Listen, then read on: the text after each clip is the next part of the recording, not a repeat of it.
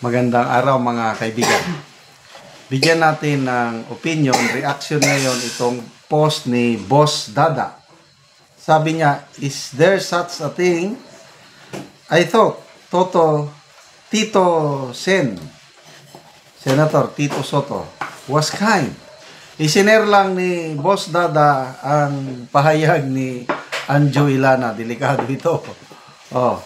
Basahin ko ang pahayag ni Anjo Ilana tungkol kay Tito Sen, Senator Soto. Okay. Tito Sen, ang dami mo namang pinalabas na mga bayaran mo na vloggers. Ibig sabihin, tinitira nila si Anjo Ilana. Gusto mo talaga ng laglagan? Okay ba sa'yo yun? Gusto mo sabihin ko na yung medyo asterisk T, kabit. Sabihin ko yung kabit mo mula 2013 na pinalakad mo sa akin. Patay kayo ngayon. Sabihin mo lang, Tito Sen, at ibabox reveal ko na sa taong bayan kung sino yung kabit mo mula 2013. Sige lang. Banatan nyo lang ako at marami pa akong ilalabas. Ito na kasing Anjo Ilana, talagang palaban na rin eh.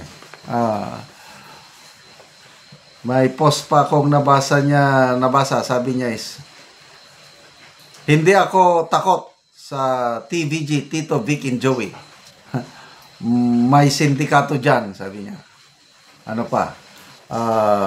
Kasi si Anjo Ilana dating host din ng na kasama nila sa Itbulaga. So marami siyang alam. Ano pa? Tito Sen, sabi niya, maglabas ka na lang ng resibo mo. Yung pangako mo noon na yung buong sweldo mo pag manalo ka, itutulong mo sa mahirap na estudyante.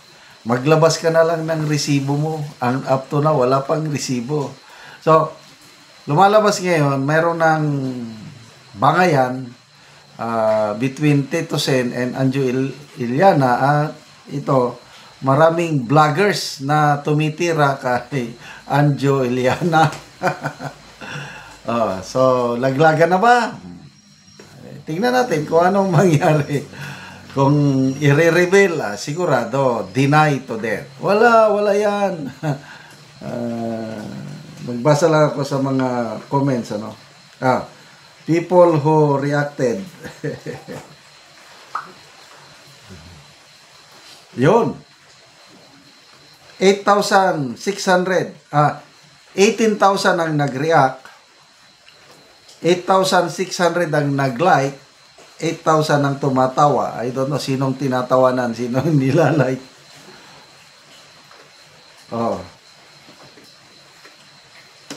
Boss Dada, wahaha, may kabit. Ethel Pineda, si Dr. Ethel ito. Lagot siya kay Helen. Ay siya, kabit reveal na yan.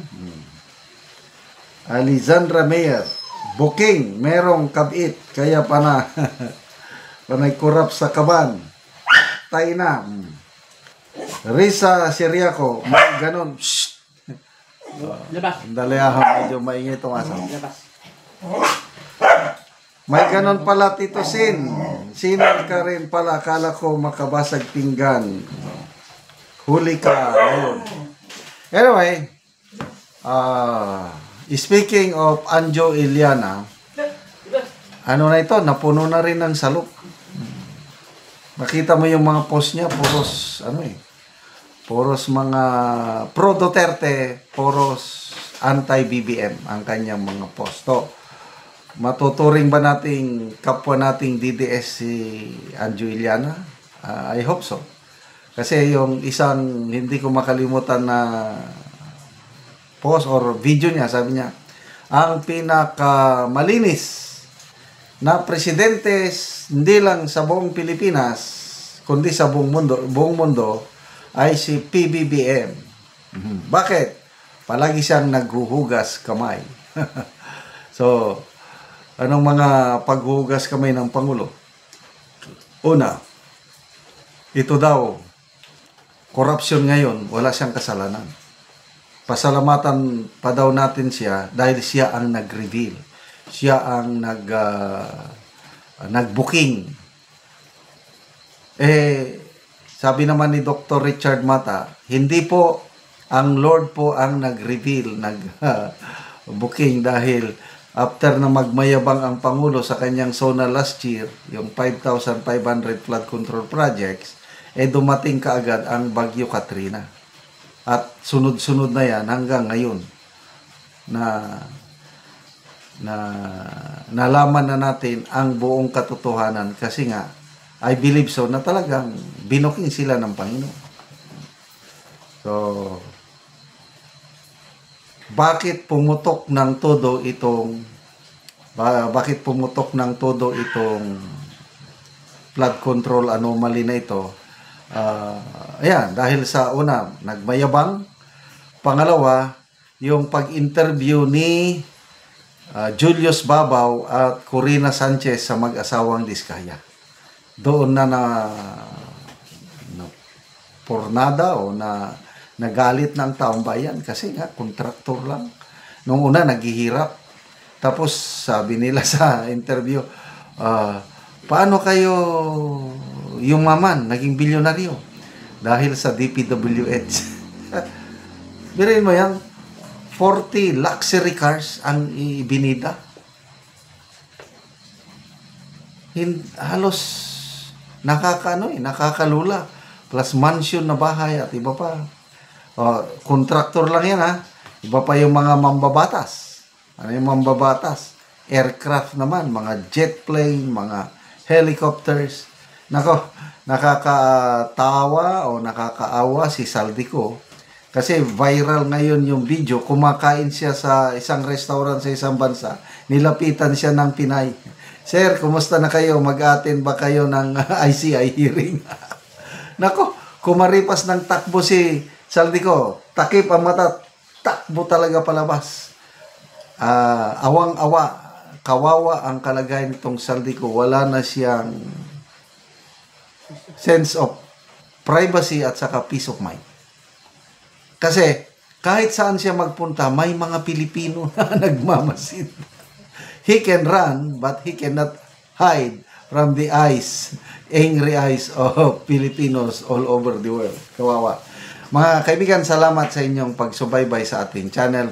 Nakakatulong kayo ng malaki sa tribong Talanding ng Bukidnon dahil ang income natin sa channel na ito pantulong po sa tribo.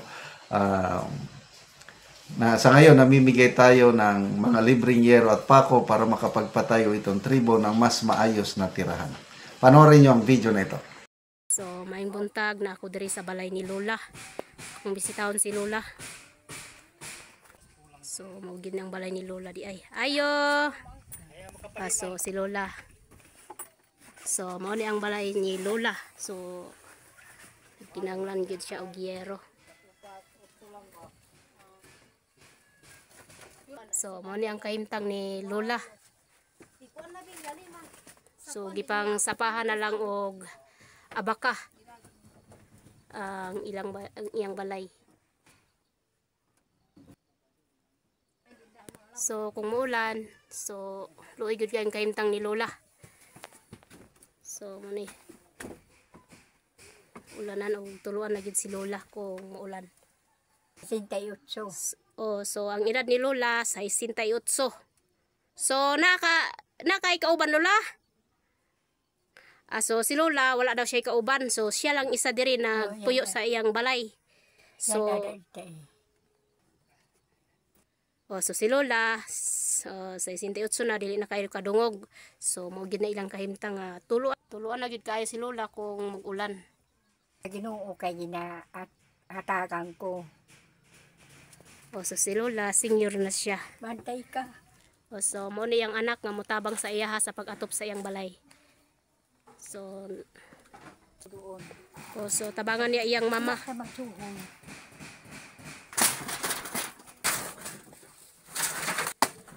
So gitabangan sa iyang anak ang iyang mama sa pag-atiman kay kabalo na si Lola.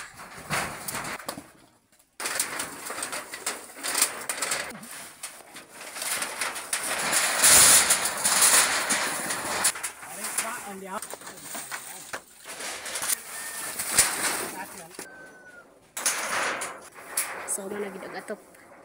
So managyod nindot na kayo di managid tuluan si Lola sa iyang balay. Humanagid og atop. Matsa Ginoo kay nakaatop ko. Sige nay, salamat po.